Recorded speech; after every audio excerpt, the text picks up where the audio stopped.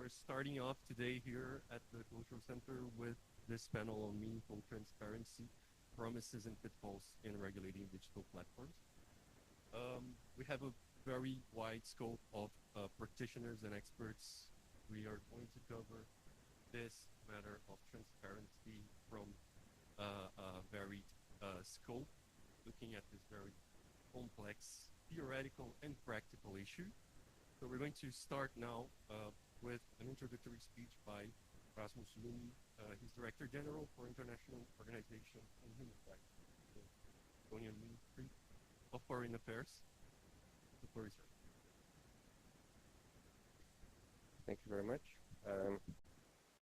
Be able to say a few words to lead into the discussion of this panel on the issue of transparency, which no doubt is one of the key issues on the table that we have when we talk about, for example, social media platforms and so on.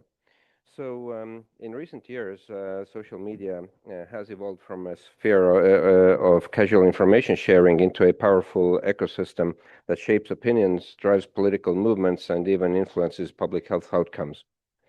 Platforms like Meta, X, and TikTok wield enormous power over what content is allowed online. Every day they remove posts, suspend accounts, and suppress certain topics. And ideally, this would be done based on clear rules that are applied constantly. But in practice, the rules are often vague, inconsistently enforced, and poorly communicated. As we seek to regulate these platforms, one fundamental principle is repeatedly tested, which is transparency.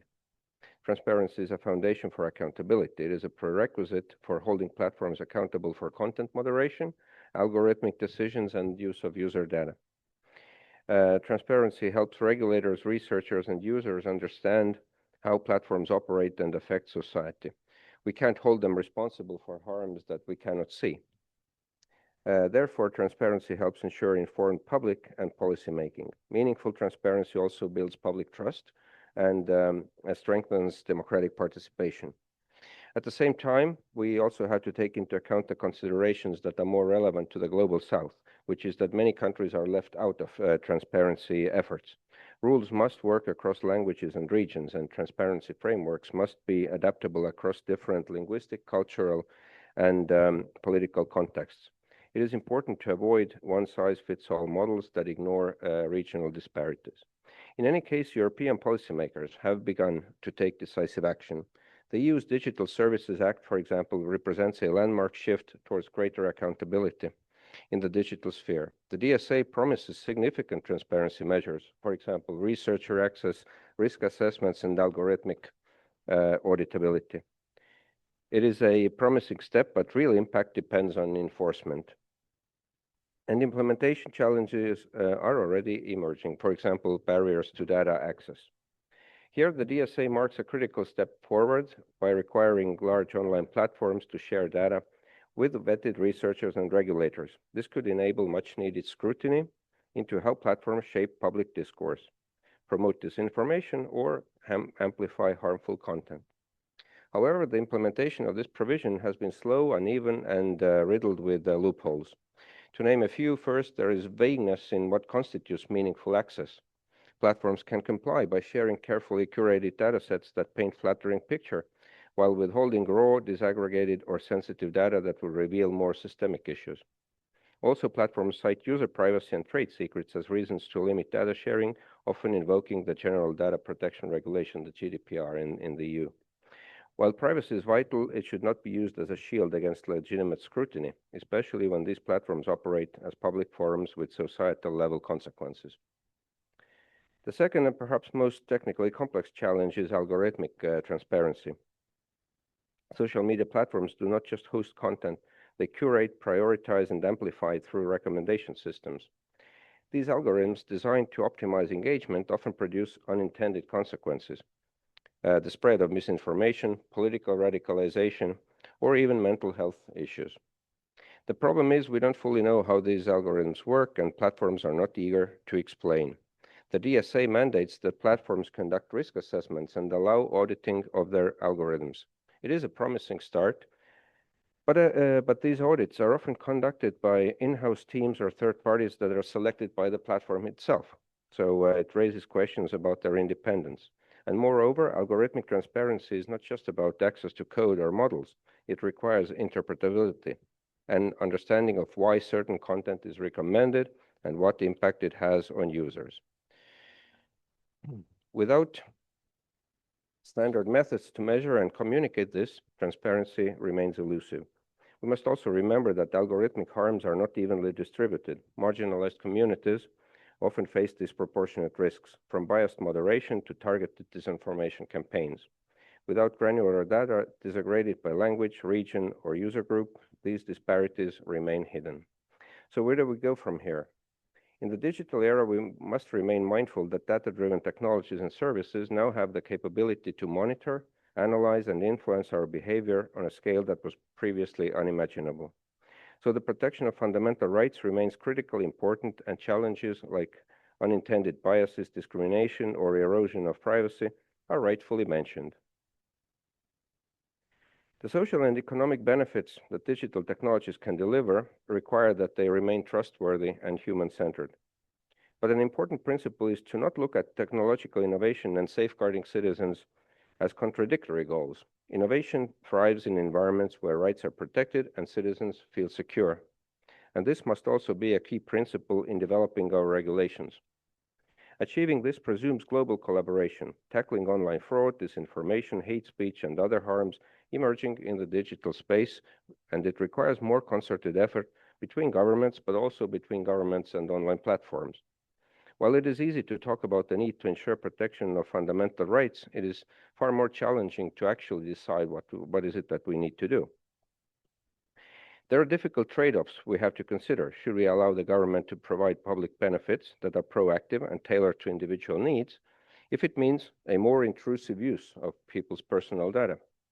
Or another example, are we willing to give up fully secure encryption of private messages in order to better combat child sexual abuse online? Tackling these dilemmas requires multi-stakeholder approach that would not involve just governments, but also academics, various industries, human rights organizations, and also the general public. In conclusion, we need stronger enforcement of transparency mandates. Data access must be clearly defined and rigorously protected. We must invest in algorithmic transparency. Finally, we need to foster a culture of transparency that goes beyond compliance. This means creating incentives for platforms to act responsibly, engaging in regular dialogue with civil society, and empowering users with meaningful choices about how their data and feeds are used. Transparency is not a box to be ticked. It is the foundation of democratic governance in the digital age. Without it, social media regulation becomes an exercise in guesswork and good faith, and we simply cannot afford that. Europe has taken significant steps in the right direction, but laws alone are not enough. We need vigilant institutions, empowered citizens, and a renewed commitment to truth and openness in our digital sphere. The fog of opacity still hangs over the social media platforms, but I think with courage, cooperation, and clarity, we can begin to lift it. Thank you.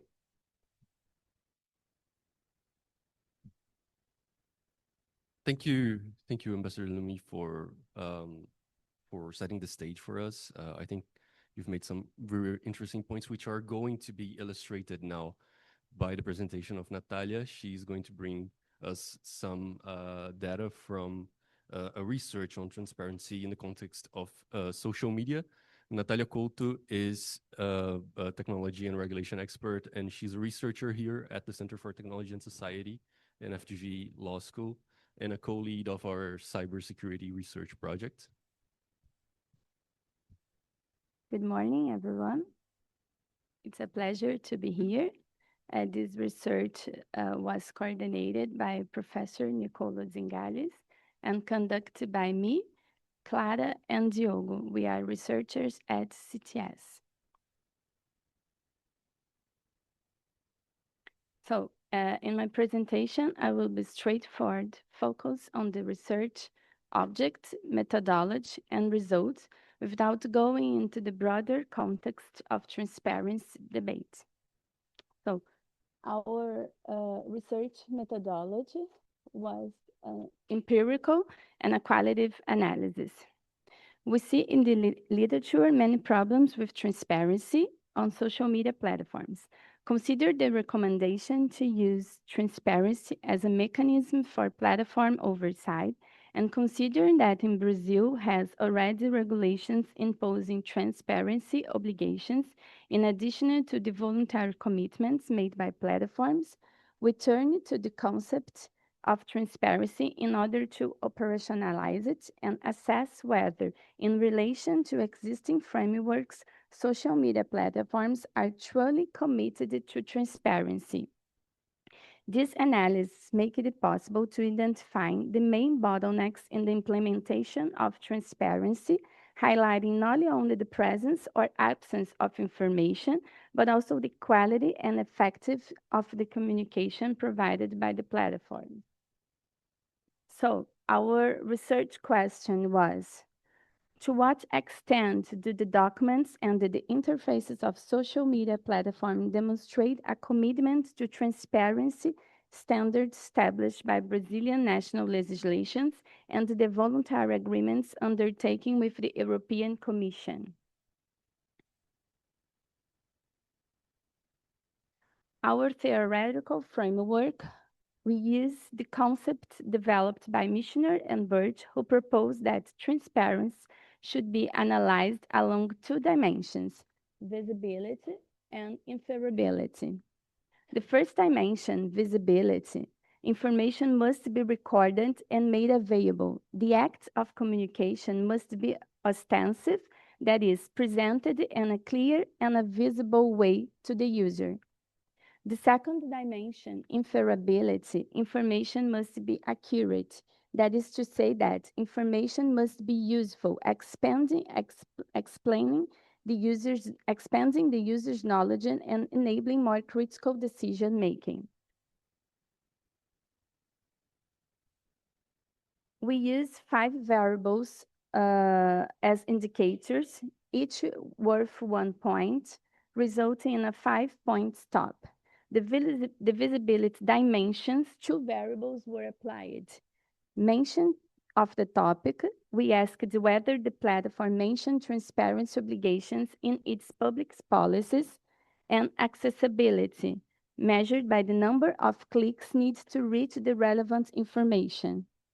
And in inferability dimension, 3 variables were used. Clarity, based on the use of simple and direct language without ambiguity. Precision, which checked whether the information was complete and specific. And use of Portuguese, which checked whether the policies were available in Portuguese. This was the material that we analyzed. So we analyzed Brazilian legislations, civil rights framework for the internet, general data protection law, consumer protection code, self-regulation advertising code, and in Europe, we analyzed code of practice on disinformation, a code of conduct on hate speech. All these legislations were written to identify all transparency-related obligations applicable to platforms. A total of 27 obligations were identified. 17 obligations related to personal data, 8 obligations related to content moderation, 1 obligation related to consumer relations, and 1 obligation related to advertising policies. We analyzed the 10 major platforms used in Brazil. So we analyzed Facebook, Pinterest, Kawaii, Telegram, LinkedIn, TikTok, YouTube, WhatsApp, and Twitter that now is X. So our results. Based on the research question guiding this study, 2 main hypotheses were developed given the literature analyzed. Hypothesis 1, the analysis of the terms of use, policies, and practices of the 10 largest social media platforms used in Brazil in light of Brazilian federal legislative frameworks and international frameworks will show that there is a low level of compliance with the transparency standards derived from the obligations analyzed. Hypothesis 2. The concept of transparency in the literature is associated with two dimensions, visibility and inferability. A greater deficiency is expected in the inferability dimension. This chart shows that our hypothesis 1 was partially refuted and hypothesis 2 was confirmed. Here is the outcome of the platform's compliance with transparency obligations based on each variable analyzed. So the data analysis shows that the variable associated with inferability presented lower levels of compliance, especially regarding the accuracy of the information provided by platforms. The worst outcome related to the accuracy of the information provided is 33%. These findings point to significant limitations in the quality of information disclosed, especially concerning the clearness and usefulness of the information for users.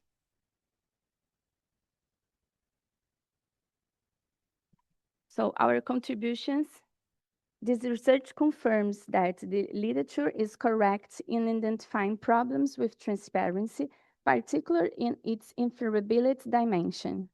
The clarity and accuracy variables showed the lowest levels of compliance, highlighting that transparency remains a significant challenge.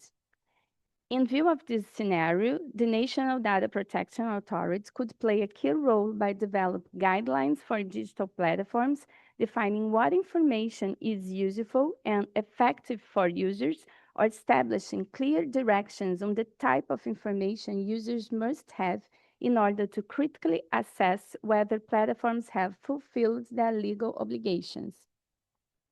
The National Data Protection Authority could promote or join develop codes of conduct, especially aimed at social media platforms, in accordance with Article 50 of the General Data Protection Law and allied with the theoretical framework of responsive regulation. These instruments would not only help standardize practices and raise compliance levels, but also contribute to make information more understandable and therefore audible. So thanks.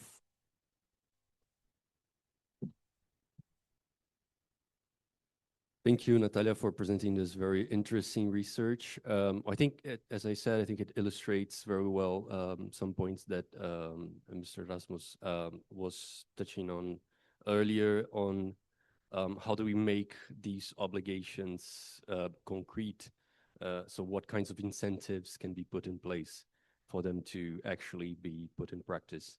Now we're going to move to a more opaque, pun intended, subject, which is transparency in generative, in artificial intelligence in general, and specifically in generative AI. I think that is a whole other beast of its own when we're talking about transparency, and we're going to tackle it head on. We are going to start with Mr. Andrés Calderón. He's a law professor at Pontificia Universidad Católica del Perú.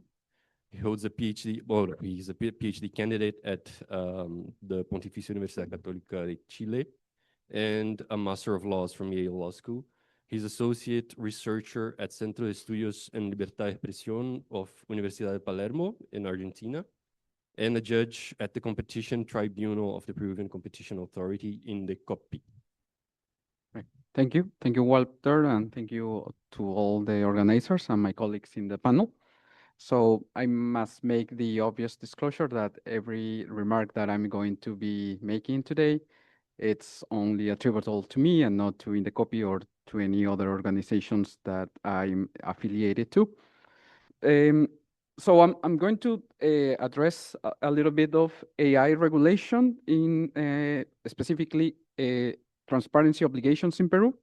And then I'm going to switch a little bit to one specific feature of that those transparency obligations in generative AI, that it's related to transparency obligations regarding the the people or the companies that create the content that it's used for the training of these AI models.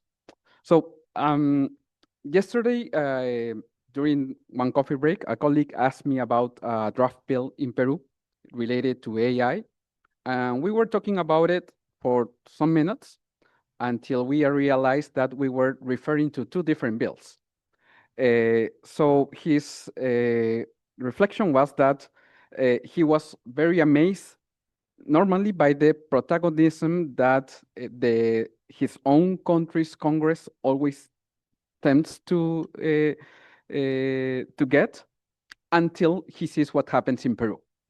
So the Peruvian Congress, it's quite amazing in the amount of bills that has been drafted regarding AI regulation.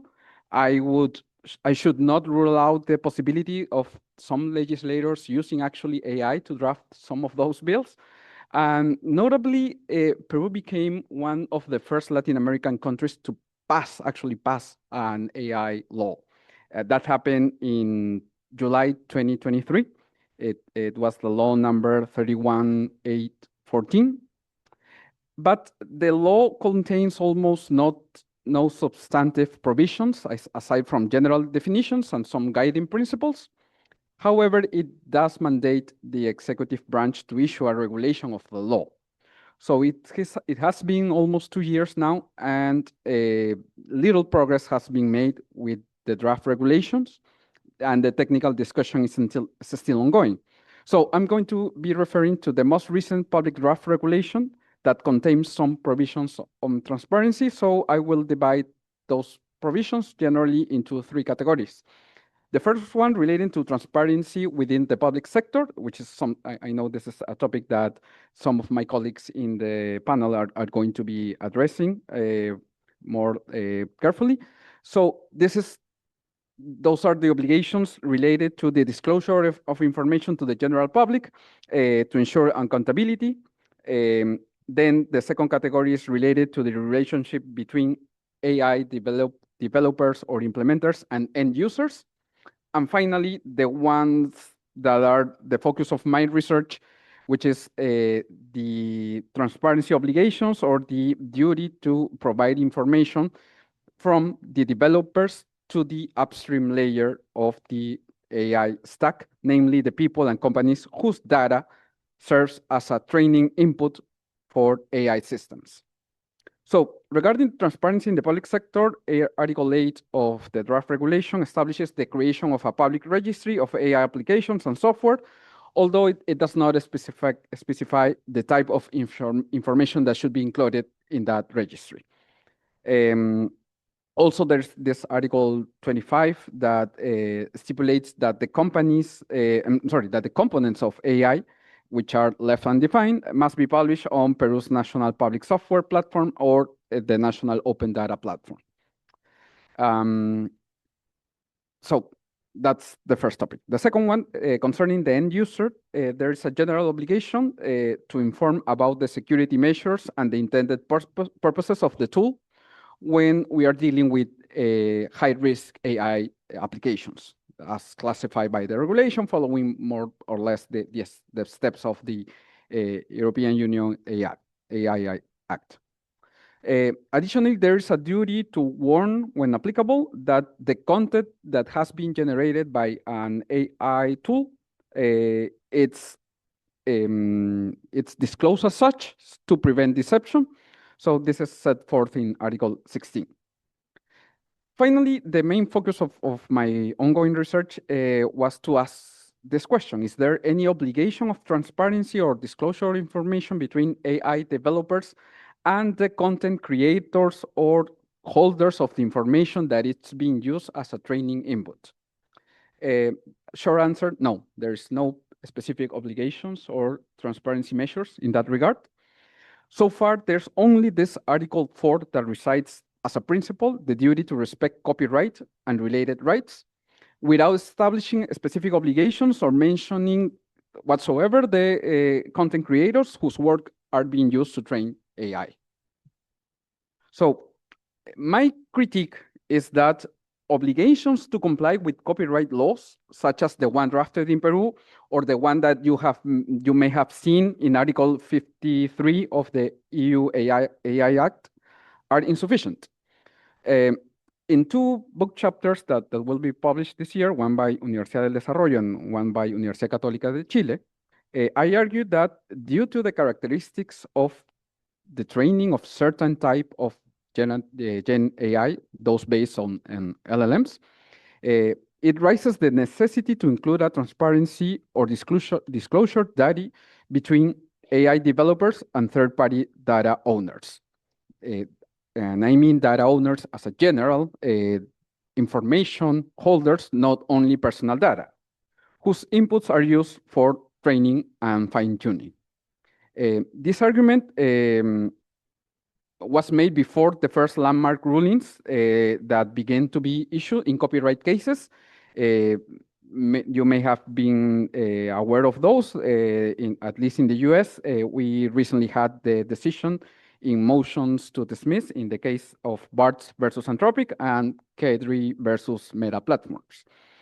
To make those stories, those long stories short, both cases concern claims by a small group of writers of books against companies developing generative AI models, such as Anthropic, the creator of Claude, and Meta, responsible for Llama, for the unauthorized use of their books as part of their data sets used in the training.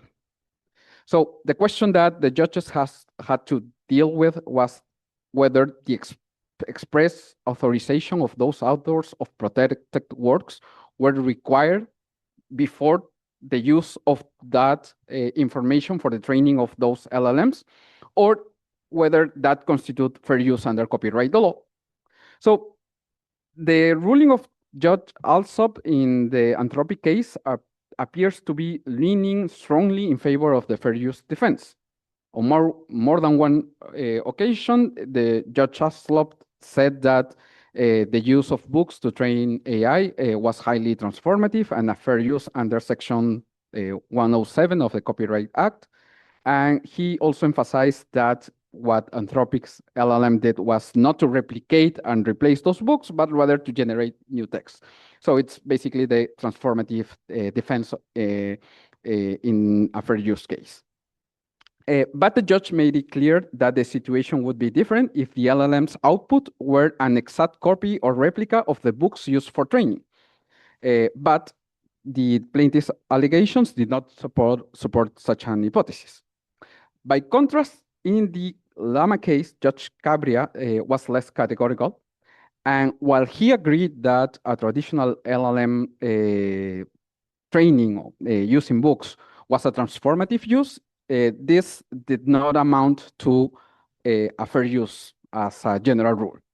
So according to Judge Cabria, the fourth factor, the market substitution effect, is the most important to evaluate in a fair use defense case. So he noted that while in this specific case, the plaintiffs failed to present evidence of market harm, so therefore he ruled in favor of Meta, he rejected the notion that using copyrighted work to train large language models was inherently and always lawful.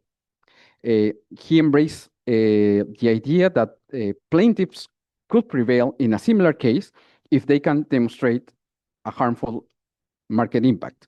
So this is a quote I'm going to read from Judge Cabria's decision that explicitly makes some disagreements with Judge Alsop's decision. He stated that using books to teach children to write is nothing like using those same books to create a product that allows a single person to generate an unlimited number of competing works with only a fraction of the time and creative effort that would otherwise be required. So while I personally believe that the analysis should be made case by case, I'm more inclined towards Judge Cabria's reasoning, which holds that not all data used by generative AI can bypass the general requirement of obtaining the copyright's owner authorization. So if that is the case, if we need to follow the general rule of getting authorization of the copyright owner's before using that information for training generative AI that could develop an output that competes with the same word that it's being used for training. So it is essential for the copyright holder to have the right to know what, how, and how much of their work is being used by those AI developers. So this is where I draw a parallel between the duties of data processors towards data subjects in the realm of personal data protection and those of AI developers towards the holders of the content that is being used for AI training. My main conclusion so far is that without such a duty of transparency or meaning transparency or meaning disclosure of information, there cannot be any meaningful copyright or fair use. Thank you.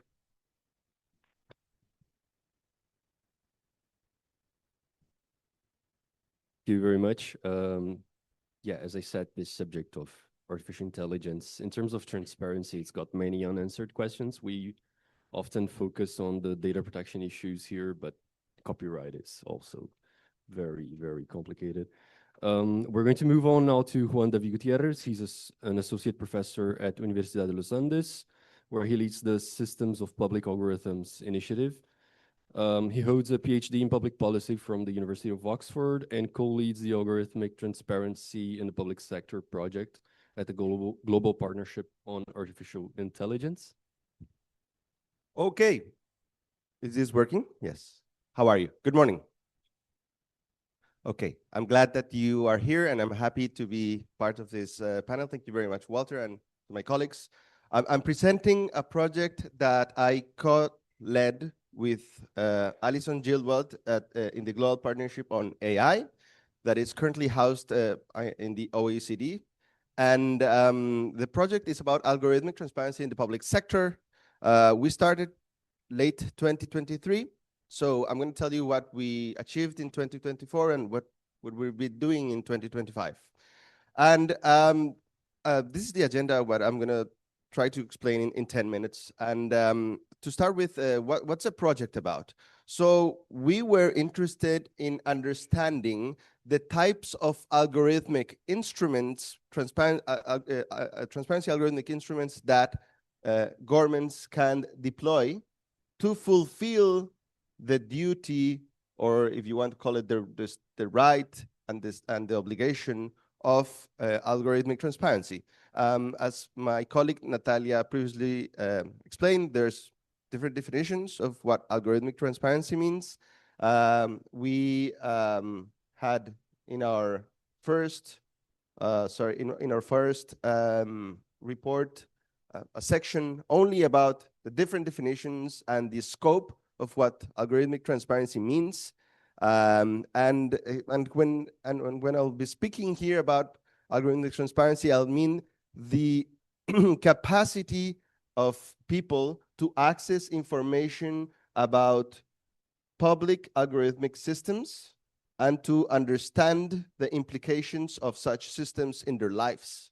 You could even go further, and we were actually speaking with that yesterday with my colleague Maria Paz Hermosilla, and speak about when this transparency is meaningful, which means that people can actually understand the performance and evaluate what the use of the AI system means for their lives or for the government in general. So in this first report that we published, we wanted to survey the type of instruments that governments can use. And of course, we adopted a very common division of types of instruments, which is the proactive and the reactive ones. We also call them the ones that are driven by the offer or driven by the demand, and I'm going to explain that to you. So basically what we thought was that there were some instruments where the citizen or whoever is interested will request information, and then the government will supply it. So it's a reaction, and that's why it's also called reactive or passive. And that's something that we have been seeing for years already, because most of the governments have to comply with Freedom of Information Act in their own countries, so they will tend to respond with a certain amount of information. It varies very much how much they will be willing to convey. More recently, at least in the last decade, we've seen court decisions where judges order the government to inform about an algorithm that is used by the government. And we've seen cases in Colombia, in the US, in Spain, where an authority orders to reveal certain information about the algorithmic system, even to open or to provide, to a certain extent, the code. So these two types of instruments have been already around for a while, but in the last, let's say, at least 6 years, we've seen a new set of instruments that are not reactive, but rather proactive. So it's driven by the supply, which who has the information? Well, the government. That's why we think in terms of supply. They just, without anyone asking them for the information, they just permanently supply it. So we identified at least one instrument that, as I said, has been growing in interest in the last 5 years, which are the registers or repositories of public algorithms. And we mapped these registers around the world. And I'm going to tell you a bit more about that. So here's the countries where we found registers of public algorithms, whereby different organizations, not just governments, it could also be civil society organizations, universities, create online databases where anyone can access information about the AI systems that are being deployed by the government, right? And if you see this map, well, you can have some important conclusions right away, and it's that Africa does not have one of these repositories, that no government of Africa or other type of organization has deployed these registers that allow people to know what AI systems are being used. And certainly there are AI systems being used by the governments in Africa. There's very few countries in Asia that do it. We only found cases in India and Japan. And then, of course, most of the repositories are concentrated in America in general, North, Central, and South America, and in Western Europe. And these repositories have been created by diverse type of organizations. 2/3 of them have been created by government organizations, but as you can see in the pie chart to the right, other organizations, including universities and civil society organizations, have also contributed, and I'm going to tell you a bit about that. And I'm sure Maria Paz Hermosilla, my colleague, will also tell you about that. And most of them, we found that they were active, some were in construction, and a few of them had been just unavailable, which is a reminder that building these registers is not only costly, but maintaining them, it's also something that you have to take into account. The maintenance of the registers to keep the information updated, duly curated, is an effort in human resources and economic resources. And some governments, at some point, just leave it there, and sometimes the register becomes unavailable. And that's important because one should not assume that fulfilling algorithmic transparency is something effortless. It's a big effort. And part of what we wanted to find in our study was not just to map the repositories, but actually Maria Paz Hermosilla, who's there, had a team of Universidad Adolfo Ibáñez that were the delivery partner of another 2 set of reports, where we tried to understand what were the costs, challenges, and difficulties of bringing these types of repositories and registers. And they worked on a comparative case study of Chile, the United Kingdom, and the European Union. And we understood many things, and one of the things that we understood was that the challenge of building them was important, but the challenge of maintaining them was even bigger. And then in this first report, we characterized each of the repositories that were created. As you can see, this is like a showcase of how the database works, and we try to understand also not just how many systems were mapped by the repository, but also how many variables were included, what type of access did people have, was it just a PDF, was it an Excel spreadsheet, was it a digital platform as the one that you can find in, once again, my colleague Maria Paz, Universidad Alfredo Áñez, or like the repository that we created in Colombia and that we launched in March this year, which is a project where we created an online repository of over 800 AI tools that are currently being deployed or tested by Latin American governments, and that currently can be accessed by anyone. We created a very easy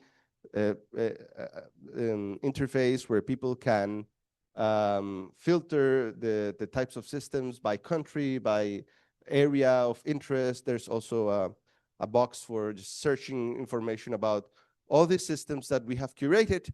And of course, the systems that we have curated and this is just a parenthesis in Latin America, depend on algorithmic transparency. So if you see which countries we were able to map in terms of a higher number of AI systems, well, no surprise, countries like Chile, Colombia, Brazil, and Mexico, who have algorithmic transparency records or registers, are up in the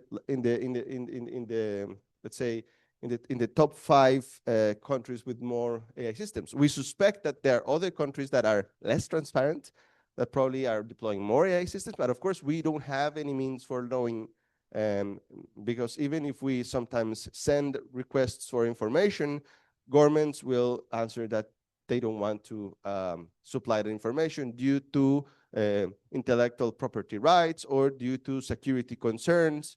Well, that's something that it's just a parenthesis of one specific repository that was built by a university and that maps many tools in Latin America. So what are the next steps of the project? This year, we are more concerned about helping governments build their repositories or improve the deployment of the repositories. And in this case, we haven't revealed publicly the results of the workshop, so I cannot tell you very much, but we worked with the UK government that has an algorithmic transparency recording standard.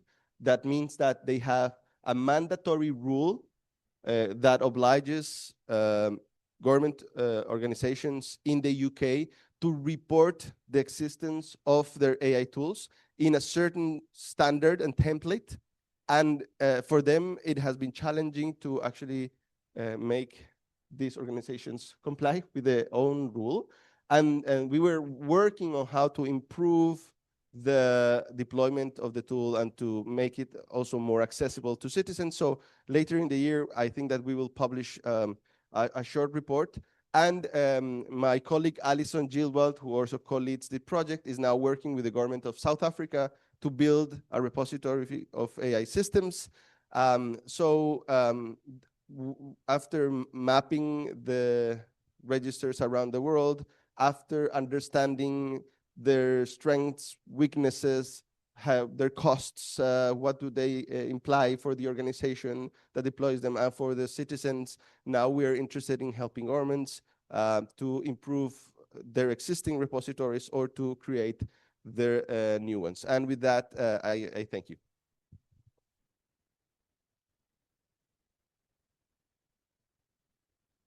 Thank you very much, Juan. Yeah, this is very interesting to see. It brings to mind, well, anecdotally, our experience here trying to research facial recognition technology in Brazil and finding that each week we went online, we found new initiatives that were never disclosed before. We're going to move on now to Valéria Silva, who is a visiting professor here at FGV, at our Center for Technology and Society. She's a member of the advisory committee for the 4IP Council, the OECD.ai expert group, and the pool of experts that participated in the draft of the first general purpose AI code of practice under the EU AI Act. She holds a PhD in international economic law from USP Law School, the University of São Paulo, and she holds a master's from Harvard, Sorbonne, and the World Trade Institute, and postdocs at Oxford, Princeton, and NYU.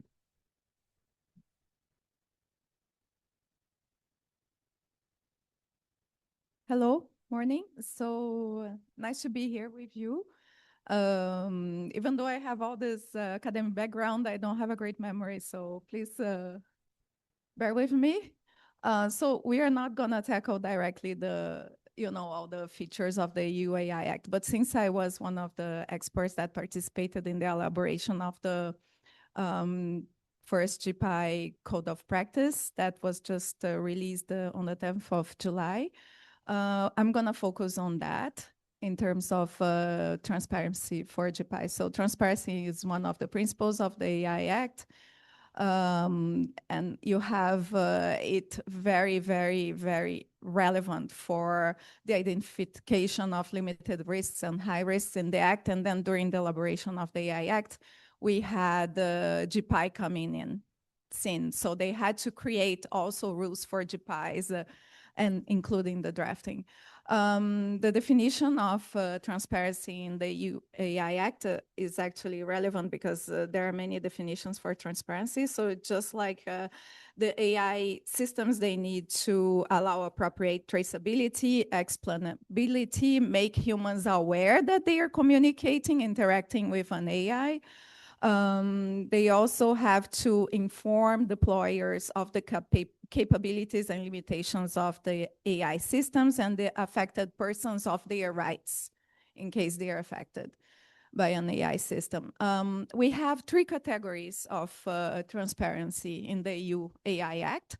You have a general obligation for providers and deployers of certain systems. So they have to make people aware that they're interacting with an AI. You have to actually release if there is a fake news content, if it's produced by a video that is not produced, that is not human, you have to disclose. You have to also watermark, make clear that what you're displaying in terms of text and image was generated by an AI.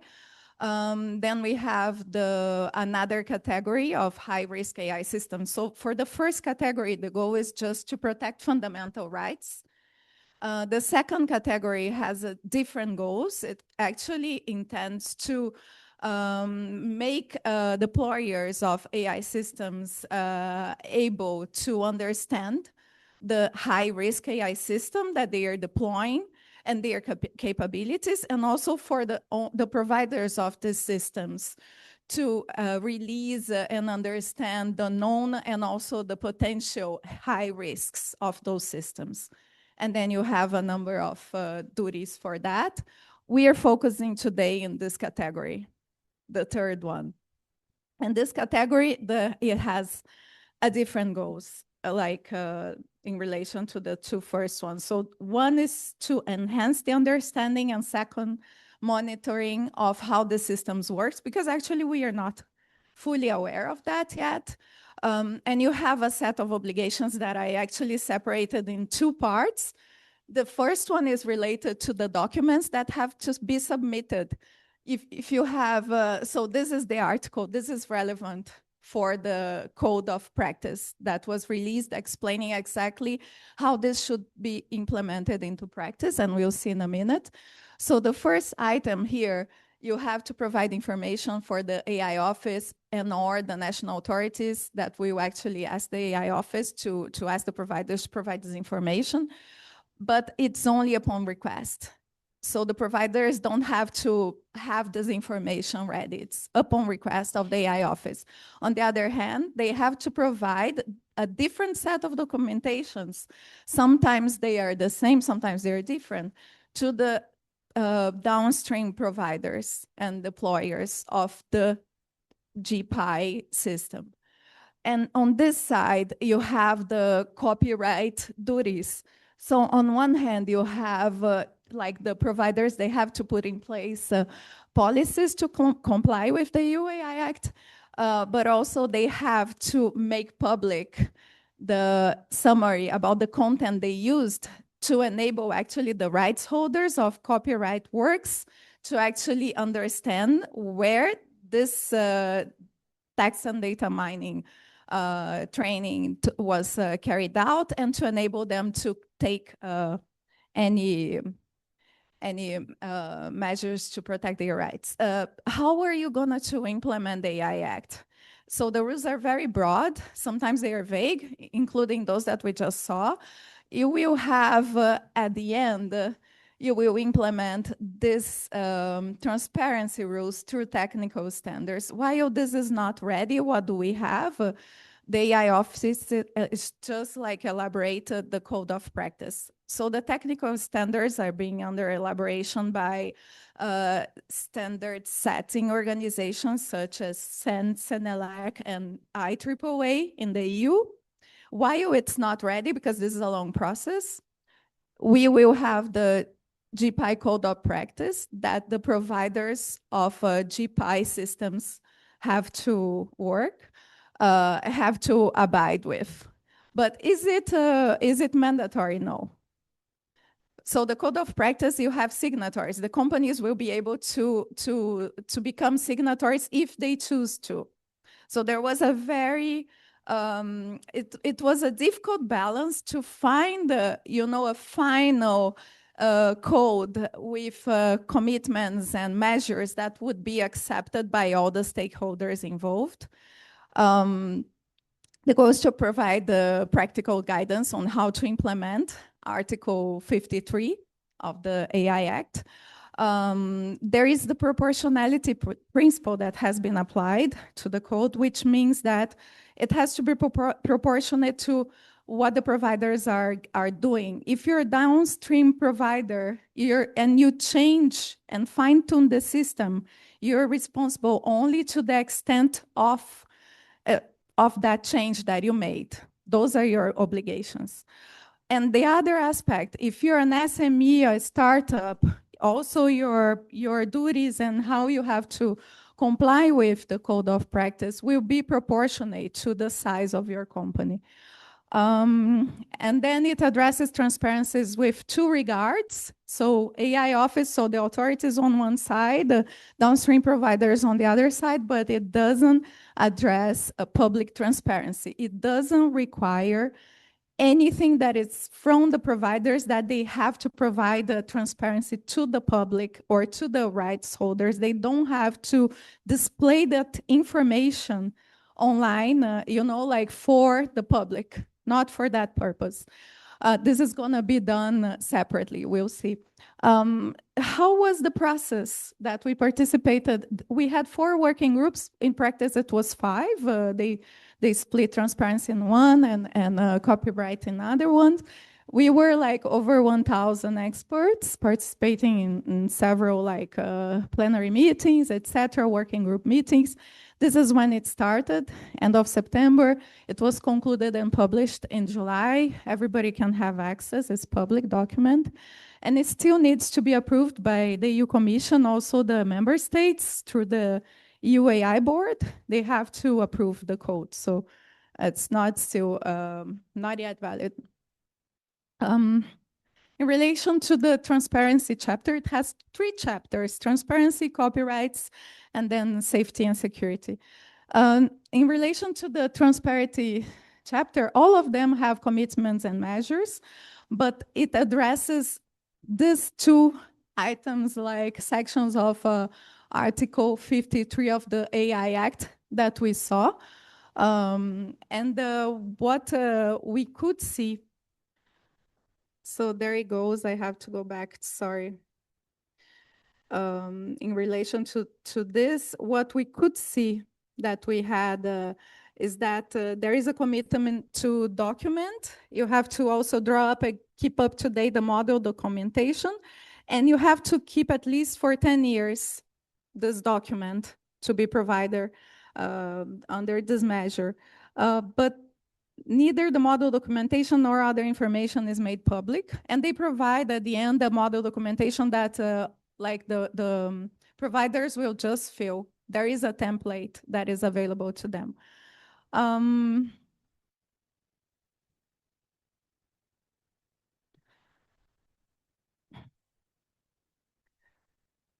So the transparency chapter, like in my view, there is still some wording is not very clear in relation to Article 53, because if you go to Article 53, it comes to, oh, sorry, I didn't change the, it went back.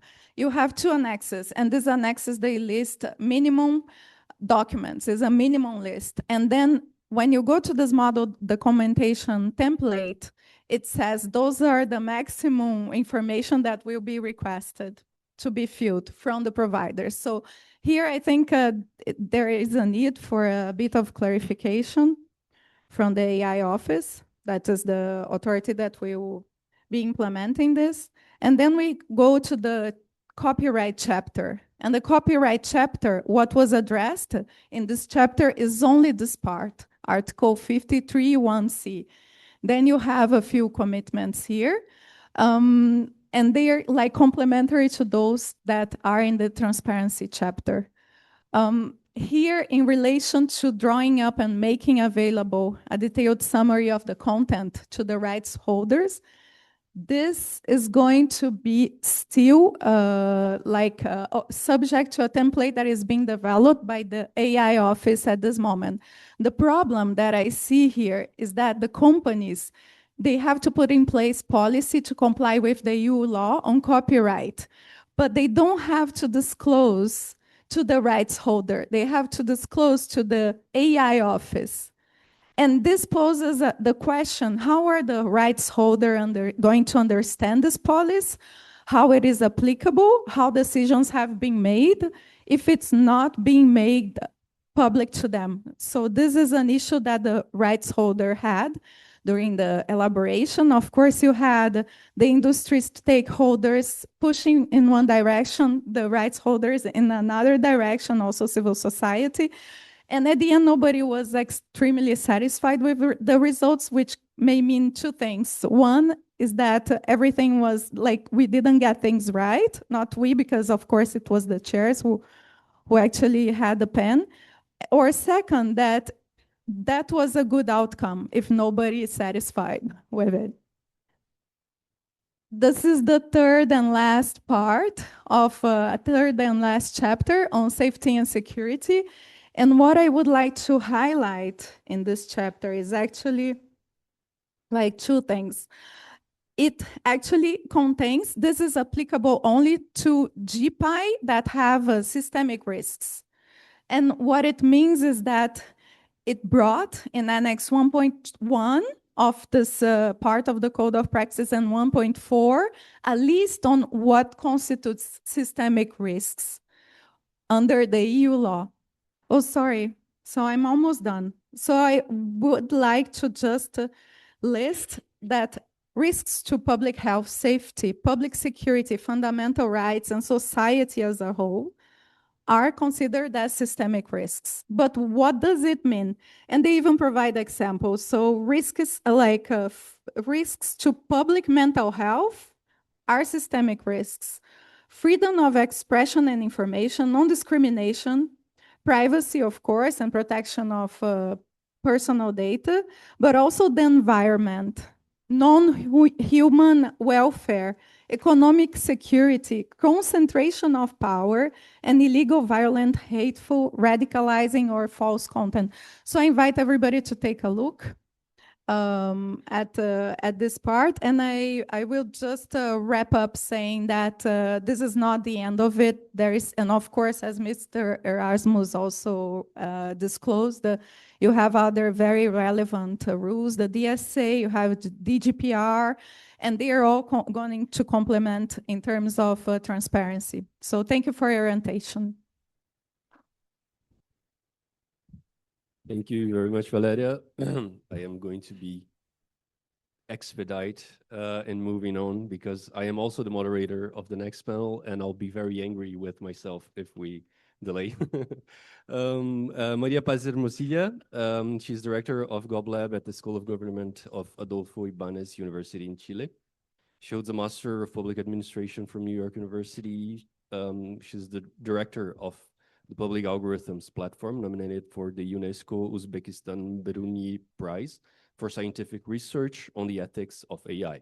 She was part of the expert advisory committee appointed by the Chilean Ministry of Science to help create the national strategy for artificial intelligence.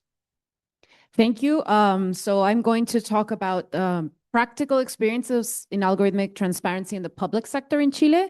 And then I'm going to talk about the regulation that we have, both for the public and private sector, and some of the soft law regarding this.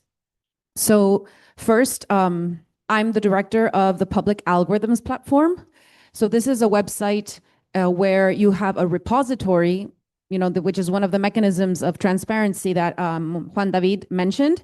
So we have a repository that exists for 4 years, and I'm going to speak about that now, and then I'll talk about the second part.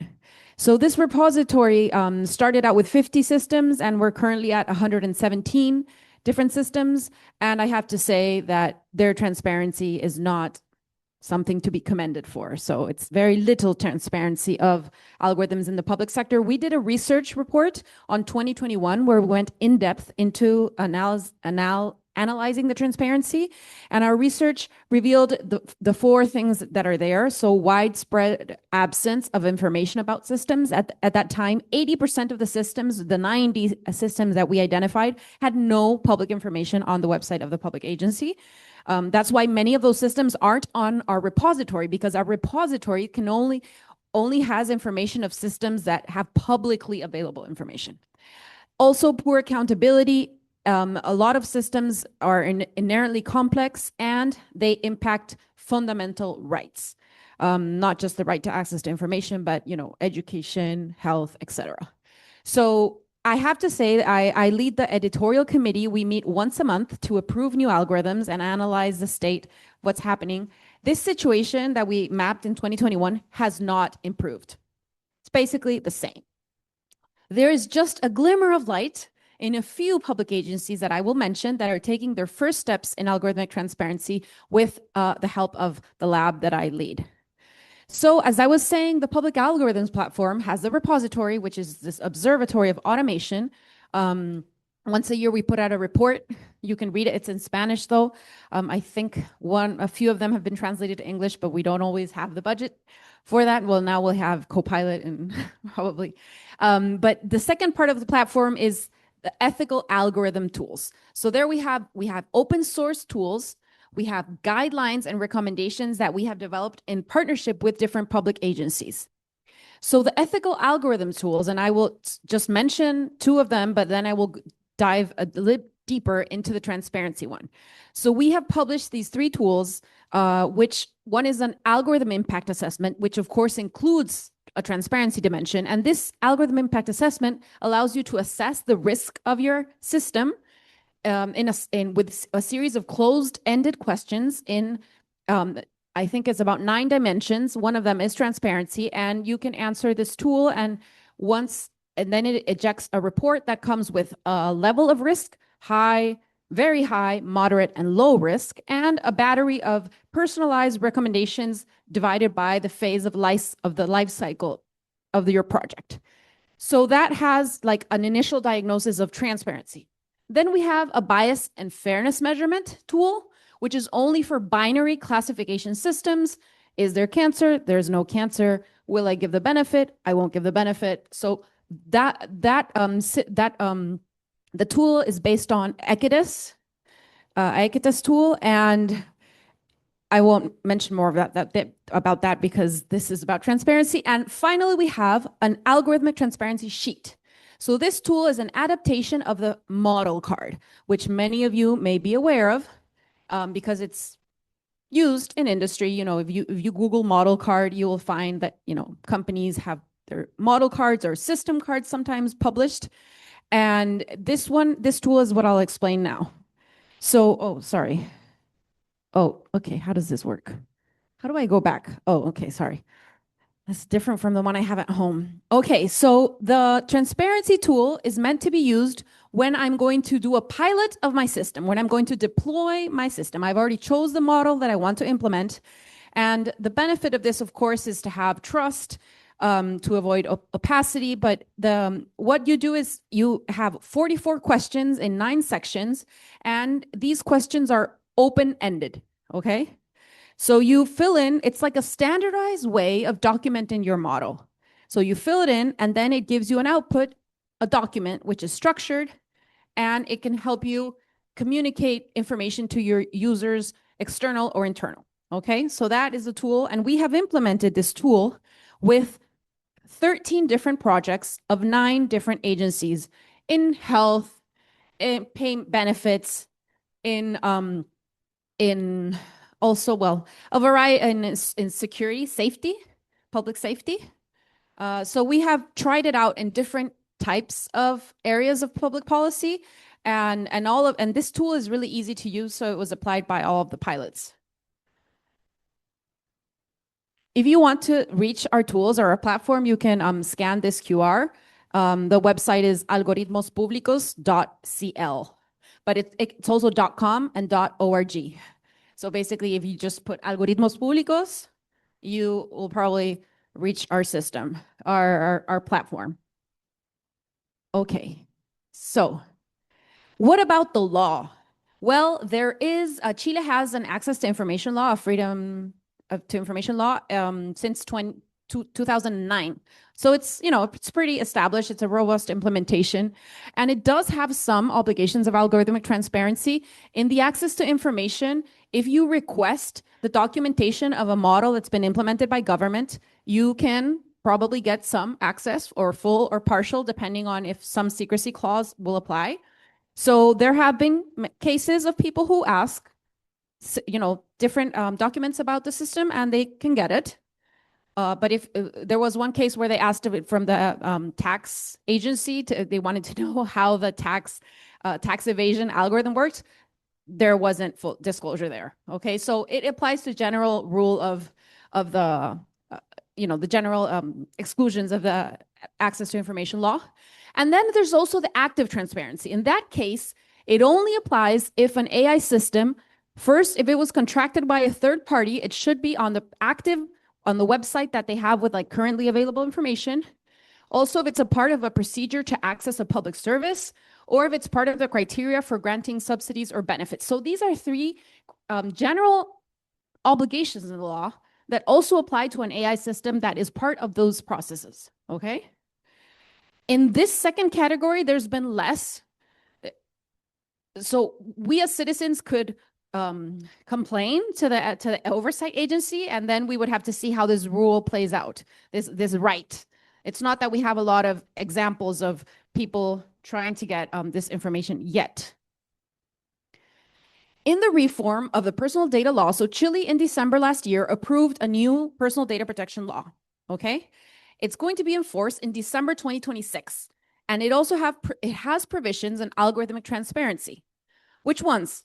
So first, it has a right to opposition of automated decisions, including profiling. So this only applies to the private sector, regretfully, but basically, because you have a right to oppose an automated decision or the profiling, then the controller has to take the means to let you know as a data subject that you are subject of this decision, and that you have a right to information transparency and the right to obtain an explanation, okay?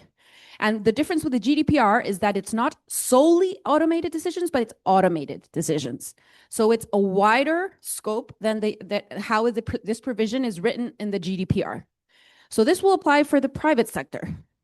And for the public and private sector, there is this article, which is the duty of information and transparency, which says that the data controller must provide and permanently make available, not just on a request, like Valeria was saying, but permanently available on the website, the existence of automated decisions, including profiling. In this case, meaningful information about the logic applied, as well as the expected consequences of such processing on the data subject. So this is going to be really interesting when it plays out in Chile. What happens? There will be an oversight agency. There are sanctions. We don't expect the oversight agency to start with the subject because there's a lot of kind of more like basic things to be implemented before these more complex kind of rights. But eventually, you know, the right exists. So if we did an active campaign between academia and civil society, we could, you know, start enforcing this in some way, but it's yet to be seen. So I know Juan Carlos from Derechos Digitales is here. Hopefully he'll get a grant to do this in Chile and you know, and put all the companies and the government with automated decisions to actually comply with these provisions. And then this is Article 5. It applies to both private and public sector. The data subject has the right to request and obtain information, and it talks about meaningful information about the logic applied, okay? Finally, soft law. So where we have been very active as GovLab from Adolfo Ibáñez University is in helping government create government guidelines and recommendations, which of course are not mandatory, but it has helped create, you know, some capacity in the public sector to do this. So the government put out this circular. It's kind of like an instruction on how to use AI, and of course it talks about transparency and it asks public agencies to be transparent in those 3 issues: interactions with citizens, service provision, or matters affecting fundamental rights. Then the Council for Transparency, which is our oversight watchdog, put out a recommendation for algorithmic transparency, but it's just a recommendation. They did not want to put a more strict instrument, which would have been mandatory. They decided on a first step, which is these recommendations. And recommendations ask agencies to put this in the website, basically, have the publicly available information. And finally, we have a guide to design projects, which we did with the Digital Government Division. So once you're starting your project, there's also information about how to do it transparently. And there's also a guideline for purchasing AI that includes provisions on how to ask a third-party provider to give you more transparent models with clauses to put in contracts and things like that. So that's also by the National Procurement Agency. So we do have a pretty robust in terms of this whole AI lifecycle, but it's not mandatory. It's soft law. So that would be it. There's the QR again. If you wanted, all these resources that I mentioned, all of them are on our QR, but they took it out. So, okay, there it is again. Thanks. Thank you very much. We are right on, we're actually a few minutes delayed, so I don't think we have time for questions. I'll just move on to some final remarks. I think we've had a very interesting panel moving from general theoretical and questions, and also setting the scene for the challenges we have regarding transparency in social media, in traditional platforms, and also in in AI and general purpose AI and generative AI. And I think something that crosses all our everything we've seen on this panel is transparency is a political choice, a political action. It determines what is going to be transparent and what is going to be opaque. And in doing so, it determines what people are going to be able to audit, to control, etc. And I think it becomes even more complex when we're talking about AI, because the technical opacity reinforces the legal opacity, we could say, the juridical, judicial, and everything opacity. So I think we don't have the right answers yet, because it's a very complex and ongoing issue. But we've seen here some very concrete steps and tools and frameworks and guidelines in providing transparency in all these complex settings. I want to thank the panelists for a very enlightening panel. And yeah, that's it. Thank you very much.